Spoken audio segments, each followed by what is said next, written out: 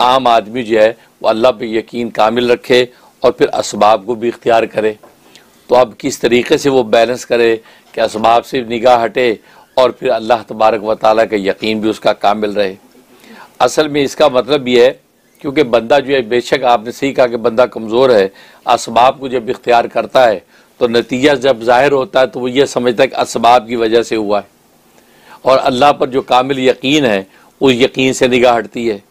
और अगर कामिल यकीन अल्लाह पर रखता है तो असबाब से निगाह हटती है, तो नतीजा ये कि असबाब इख्तियार करने का फिर फ़ायदा क्या हुआ।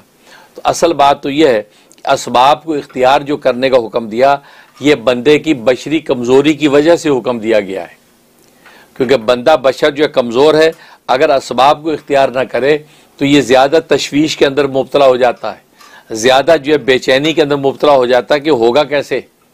लिहाजा इसकी कल्बी तसल्ली तमानियत के लिए असबाब इख्तियार करने का हुक्म दिया, वरना हुक्म होता वही है जो अल्लाह तबारक व तआला करते हैं।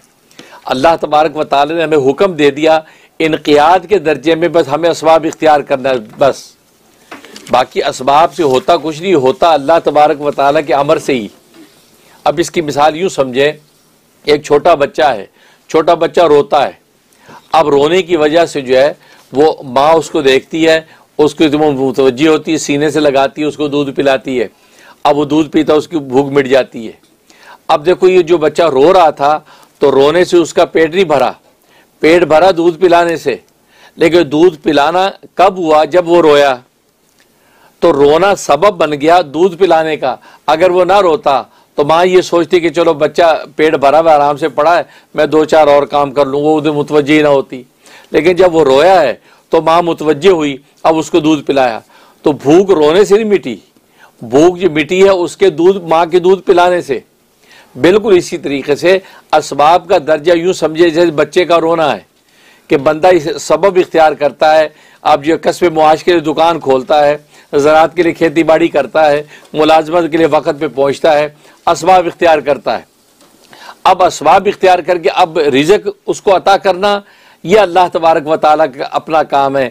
तो सबब इख्तियार इंसान करता है। इसकी मिसाल ऐसे जैसे बच्चे का रोना है, उससे कुछ होने वाला नहीं, होगा कैसे, अल्लाह के अमर से। लेकिन सबब इख्तियार करने से अल्लाह का अमर मुतवज्जी होता है और मुतवज्जी होकर आपके काम को पूरा कर देता है।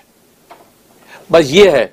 तो सबब इसलिए इख्तियार किया जाता है कि इंसान बशरी तौर पर कमज़ोर है, तो उस बशरी कमज़ोरी की वजह से सबब इख्तियार करने से उसके दिल को ढारस हो जाती है, उसके दिल को इत्मीनान हो जाता है क्या मैंने ये किया, लेकिन असल में करता अल्लाह ही है।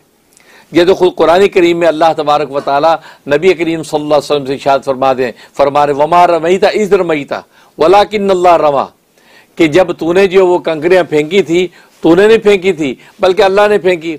हालांकि बजाय नबी करीम सल्लल्लाहु अलैहि वसल्लम ने वो मिट्टी उठाकर मुशरिकीन मक्का की तरफ फेंकी थी, हैं, लेकिन अल्लाह ने नफ़ी कर दी, आपने नहीं फेंकी, मैंने फेंकी। क्या मतलब है आपने तो वो सबब इख्तियार करके बस फेंकी है।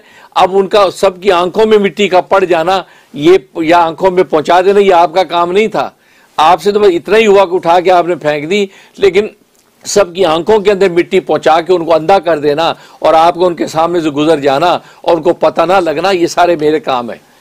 लेकिन ये मैंने की क्यों कि आपने इतना सबब इख्तियार करके मिट्टी फेंकी, को बच्चे के रोने की तरह आपने सबब मेरे सामने रखा, तो मेरा जो है वो रहम और अमर मुतवज्जे हुआ और जो काम को पाए तकमील तक पहुंचा दिया। तो ये होता है। तब यही तसव्वुर बांधना है कि असल में होता अल्लाह के फजल से ही, पर हमारा अमल जो है ये एक सबब बनता है, हम सबब इख्तियार करते हैं, बाकी अल्लाह अपने फजल से पाए तकमील तक पहुंचा देता है।